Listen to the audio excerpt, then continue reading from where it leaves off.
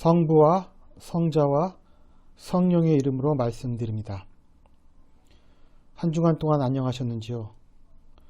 21대 총선도 끝나고 코로나 바이러스의 전염도 잦아들고 있는 형국이어서 좀 이른 판단이긴 하지만 사람들이 조금씩 평안한 일상으로 되돌아오고 있음을 느낍니다. 이제 5월이 되면 교회에서 회중들과 함께 예배를 드릴 수 있을 것 같다는 조심스러운 전망을 해보기도 합니다. 지난 2월부터 지금까지의 시간은 누구도 경험해보지 못한 시간이었습니다. 특히 성공회는 공식 예배의 중지라는 초유의 사태를 맞아 온라인을 통한 예배라는 새로운 대응 방식을 모색한 실험의 시간이었습니다. 또한 실제적인 헌금액의 부족으로 인해 성공회 같은 작은 교단이나 타교단의 소규모의 교회가 재정적인 측면에서 상당히 압박을 받았던 시기이기도 했습니다. 다른 교단도 마찬가지지만 성공회는 지금의 경험을 바탕으로 혹시 다시 발생할 수도 있을 비슷한 상황에 대처하기 위해 좀 더 장기적이고 안정적인 플랜을 생각해 볼 시기가 되지 않았을까 하는 생각을 해보았습니다. 아무쪼록 이러한 상황이 다시는 반복되지 않기를 주님의 이름으로 빌어옵니다. 교회 여러분들은 주일 저녁이면 기분이 어떻습니까? 평소 같으면 교회를 다녀온 후 잠깐 일을 보거나 또 다음날 출근을 위해 조금은 노곤한 상태로 휴식을 취하고 계실 것입니다. 저 같은 경우는 주일 저녁에는 긴장이 풀려 저녁 식사 후에 저도 모르게 잠깐 조는 일이 일상화되었습니다. 지금은 교회를 새로 시작하고 강의도 있어서 느슨하긴 해도 별도로 쉬는 날이 따로 없지만 소위 일이 많고 빡빡한 일정을 지닌 교회에서 심우했을 때는 그래도 월요일 하루 쉴 수 있다는 사실에 마음이 확 풀어짐을 느꼈습니다. 특히 부활주일 다음 월요일에는 사순절과 고난주간 또 부활주일로 이어진 경무로 인하여 몸이 지쳐서인지 긴장이 풀어지면서 어떤 해는 주일 저녁부터 며칠을 꼬박 앓았던 기억도 있습니다. 우스갯말로 이제 신자분들을 부활시켰으니 이제 우리가 월요일에 부활한다 이런 말을 하기도 했던 기억이 납니다. 그래도 이제 한 해 중에서 교회의 가장 큰 절기를 넘겼다는 생각에 몸살은 났지만 마음은 편했습니다. 이처럼 각자가 맞는 주일 저녁은 처지에 따라 다른 모습이리라 생각됩니다. 오늘 복음에는 인류 역사상 첫 주일을 맞는 제자들의 모습이 그려집니다.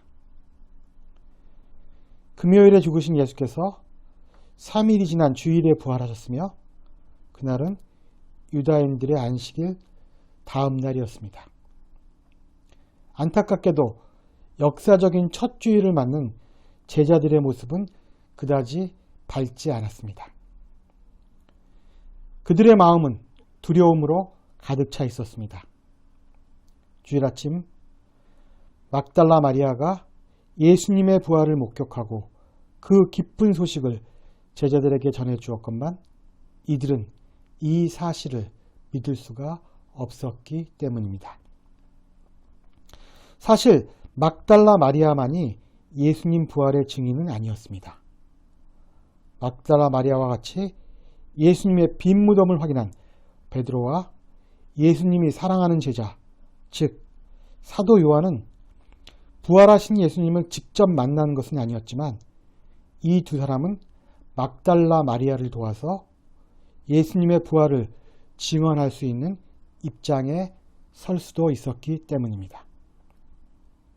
그러나 결과적으로 보면 막달라 마리아의 부활 증언은 제자들 사이에 채택되지 않았고 베드로와 요한도 부활의 최초 목격자인 막달라 마리아의 입장을 변호하지 않았기 때문에 제자들 모두가 어떤 집에 모여 문을 닫아 걸고 두려움에 떨고 있었던 것입니다. 이처럼 우리 자신 스스로가 보지 않고 또한 경험하지 않고 믿는다는 것이 얼마나 어려운 것인가를 오는 복음을 말하고 있는 것입니다. 보지 않고 믿는 것이란 어떤 것인가? 보지 않고 믿기 위해서는 무엇이 필요한가? 이것이 오늘 복음의 핵심 주제인 것입니다. 두려움에 떨고 있는 제자들 사이에 예수님이 오셔서 너희에게 평화가 있기를 이라고 인사하십니다.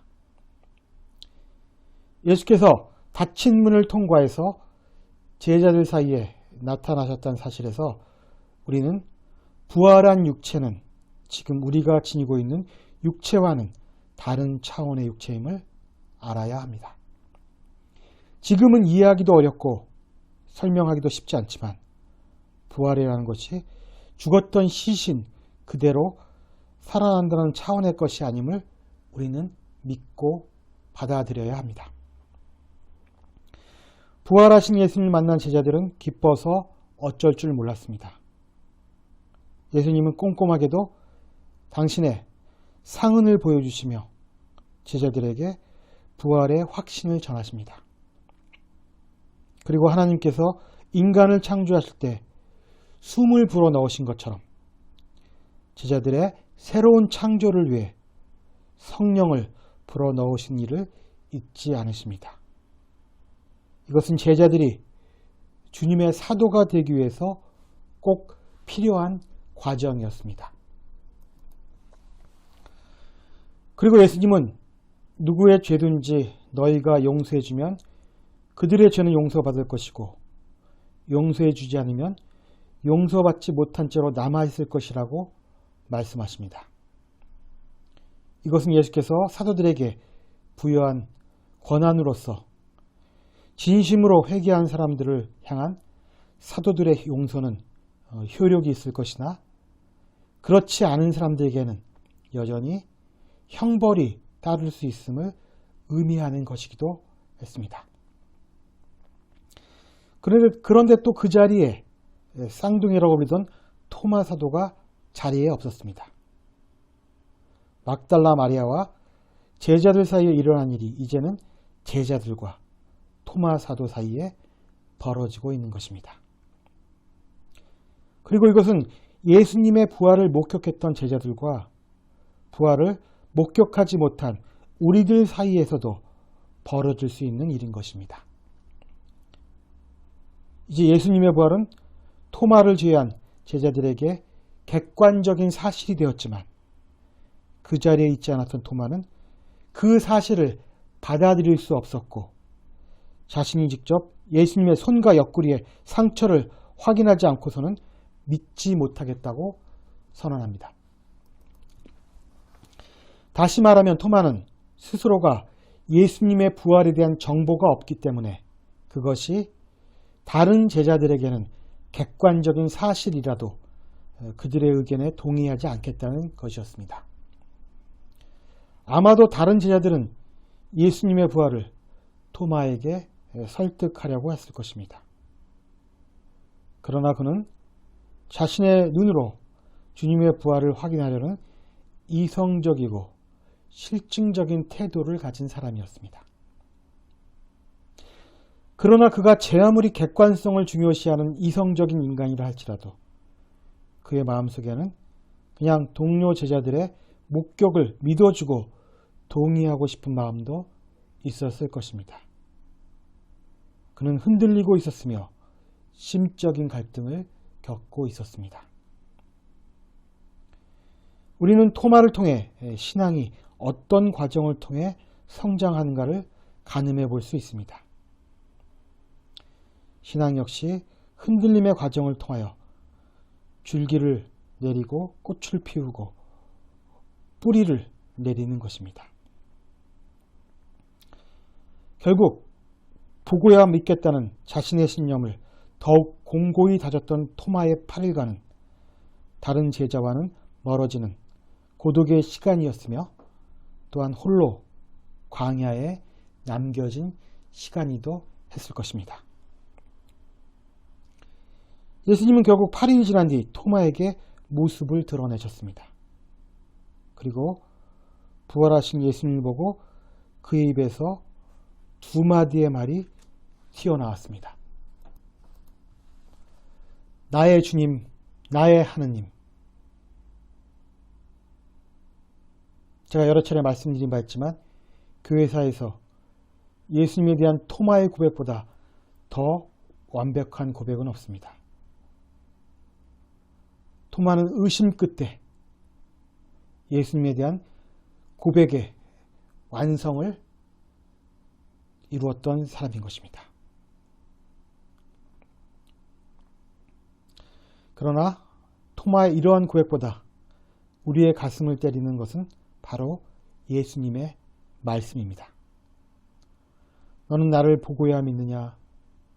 나를 보지 않고도 믿는 사람은 행복하다. 그래도 토마는 행복한 사도였습니다. 아직 부활하신 예수님을 직접 뵐 수 있는 영광을 누렸기 때문입니다.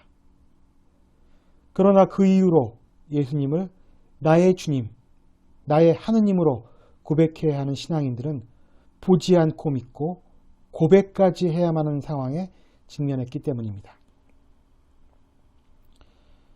예수님을 주님이자 하느님으로 믿는 일, 그 일은 무엇으로 가능할까요? 예수님이 주님이자 하느님이시라는 깨달음은 어떤 방법을 통해 얻을 수 있을까요?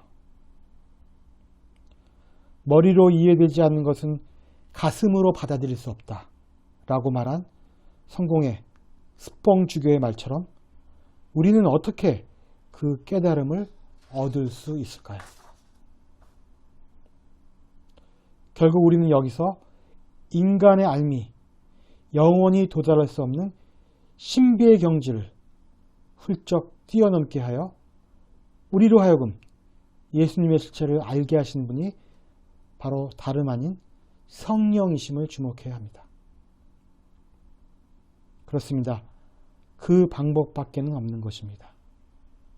안타깝게도 아니면 다행스럽게도 결국 기독교는 기승전 성령으로 끝나는 구조를 지니고 있습니다.